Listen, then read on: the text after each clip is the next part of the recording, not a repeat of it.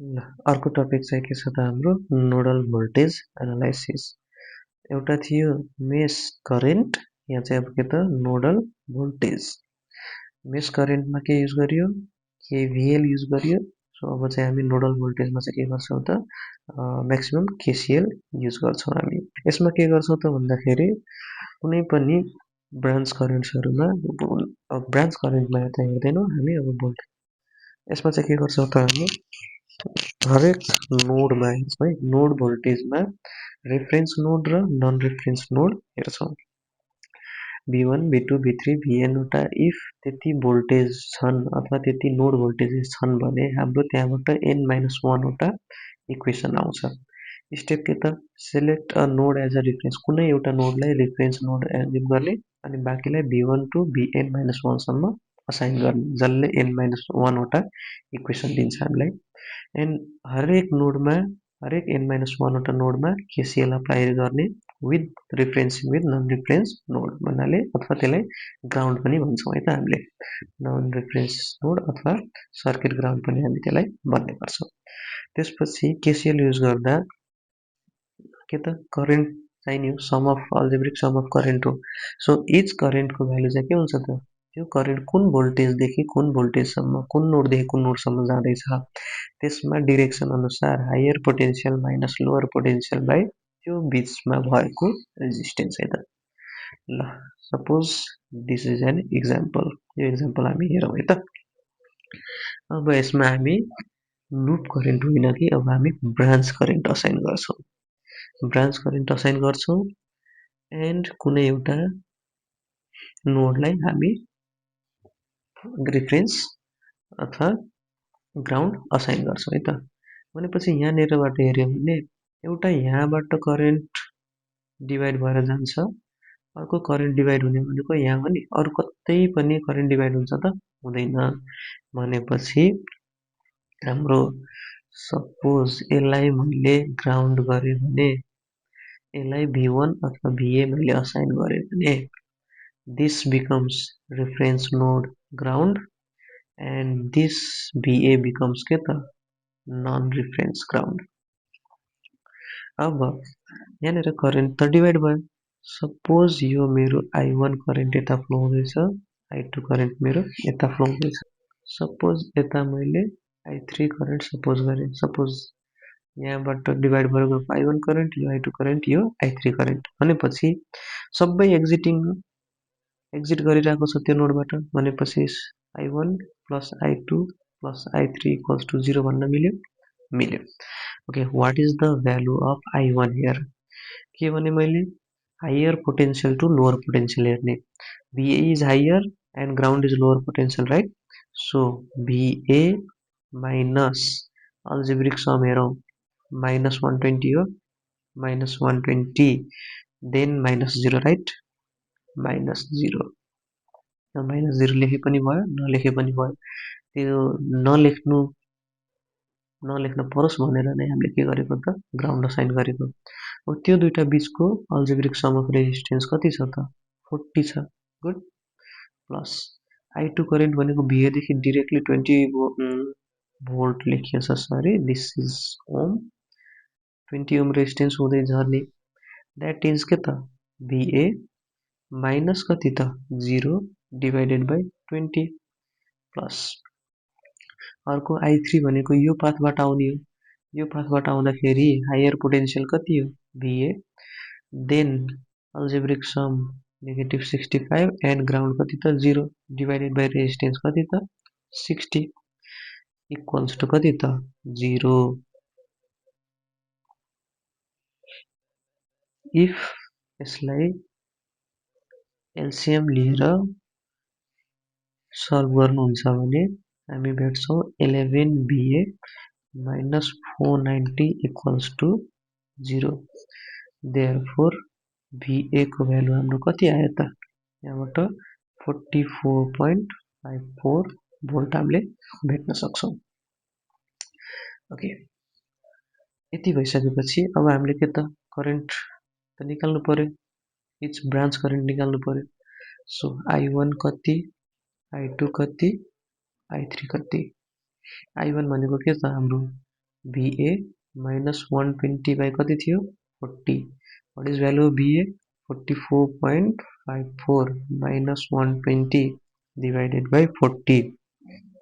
त्यो भन्नु भनेको कति आउँदो रहेछ त minus 1.886 एम्पियर भन्नाले हामीले सपोज गरेको I1 को डिरेक्सन यो थियो बट इन एक्चुअल कस्तो रहेछ त यसरी फ्लो भएर गएको रहेछ ठीक छ सिमिलरली I2 भनेको कति त सिधै VA minus 0/20 that is 44.54 divided by 20 that becomes कति त 2.227 एम्पियर भन्नाले I2 जसरी सपोज गरेको त्यही डिरेक्सनमा रहेछ एन्ड I3 कति त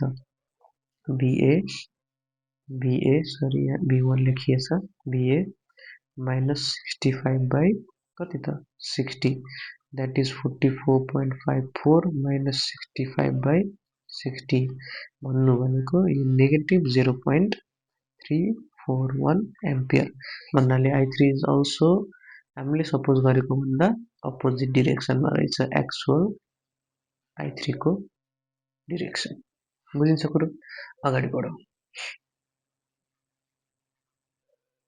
अब यो केसमा पनि सेम एउटा करेन्ट डिवाइड हुने नोड भनेको यो हो अर्को यहाँबाट करेन्ट डिवाइड हुन्छ यसरी घुमेर आउँदाखेरि यहाँनेर करेन्ट डिवाइड हुन्छ यहाँ हुँदैन यो सबै टर्म फेरि एउटै किनभने यो होल एउटा सिंगल वायरले कनेक्टेड छ नि त सो यो पोइन्ट भन्नु यो पोइन्ट भन्नु यो पोइन्ट भन्नु अथवा यो पोइन्ट भन्नु यो त एउटै हो सो यो सब टर्मलाई मैले एक ठाउँमा कमन ग्राउन्ड गरिदिए त कमन ग्राउन्ड गरे दिस इज के त आवर रेफरेन्स नोड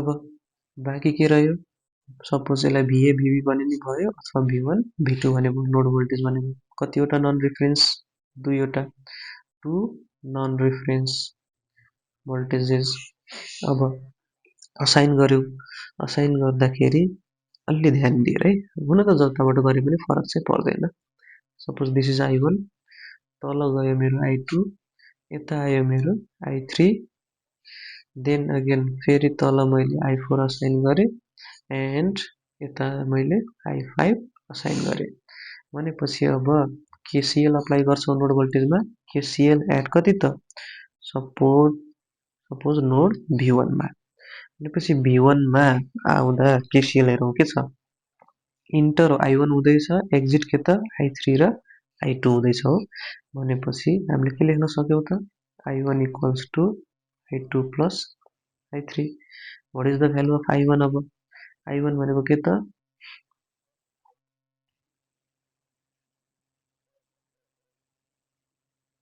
यो डिरेक्सनमा जानु पर्यो यो डिरेक्सनमा जाँदाखेरि अब के हेर्ने त हाम्रो अल्जेब्रिक सम अफ के हो त भोल्टेजेस हेर्नु पर्यो पोजिटिभ 100 हो त्यसपछि नेगेटिभ V1 हो होल अपन कति त ग्राउन्ड होइन हाम्रो रेजिस्टेन्स कति त 20 ओम रेजिस्टेन्स छ गुड त्यस्तै I2 भनेको के छ V1 र ग्राउन्डको बीचमा सो V1 माइनस कति त 0 अथवा सिधै V1 बाइ कति 10 हुने भयो प्लस I3 भनेको के छ त V1 देखि V2 को टर्ममा so higher potential is V1 and lower potential is V2 किनभने करेन्टको डिरेक्सन लेफ्ट टु राइट जाँदैछ V1 टु V2 जाँदैछ डिवाइडेड बाइ रेजिस्टेन्स कति त 15 अब यसलाई लेख्यो भने डिवाइड गरौँ 100 डिवाइडेड बाइ 20 भनेको 5 माइनस 1/20 भन्नु भनेको 0.05 V1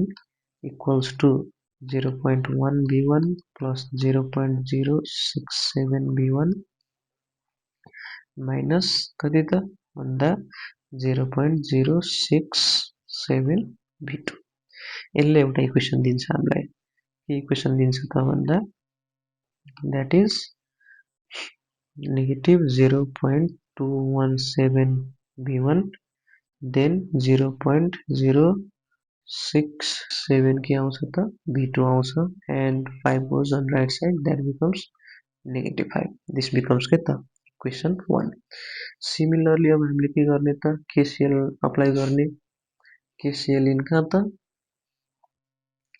लुप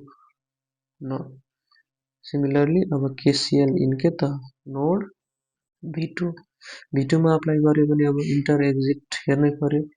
इन्टर भइरहेको कुन छ त I3 इन्टर भएको छ, एक्जिट I4 र I5। So I3 equals to I4 plus what I5। What is I4? Sorry I3 भनेको के छ V1 माइनस V2 अघिको जे थियो त्यही हो V1 minus V2 whole divided by कति 15। I4 कति त V2 डिभाइडेड बाइ कति 10 ohm. What is I5? V2 plus 80 divided by कति यो यसको रेजिस्टेन्स लेख्न बिर्सेछ sorry this is 10 ohm resistance है 10 ohm. This is plus not equals to this is plus भनेपछि यसलाई सल्भ गर्यो भने कति आउँदो रहेछ भन्दा 0.0607 V1 minus 0.269 V2 equals to 0.8। This is equation 2।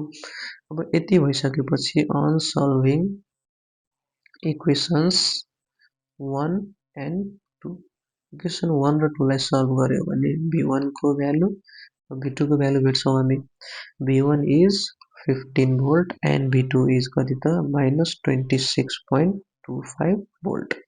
अब V1 V2 निस्किसक्यो I1 I2 निस्किन गाह्रो भयो त भएन। अब I1 भनेको के त I1 is कति 100 minus V1 by 20 value put गर्यो भने you get 4.25 एम्पियर। त्यस्तै I2 भनेको कति हो V1 by 10 V1 by 10 भन्नु भनेको 1.5 एम्पियर। सिमिलरली I3 भनेको के त V1 minus V2 by 15 भनेपछि यो माइनसले के हुने हो त एड हुने भयो दैट बिकम्स कति त 2.75 एम्पियर। सिमिलरली I4 के हुने भयो हाम्रो V2 by 10 भनेको नेगेटिभ भ्यालु नेगेटिभ कति त 2.625 एम्पियर आउने भयो एन्ड I5 भनेको कति त I5 is V2 plus 80 by 10 that becomes 5.375 ampere. कुरो बुझिन्छ? ठीक छ।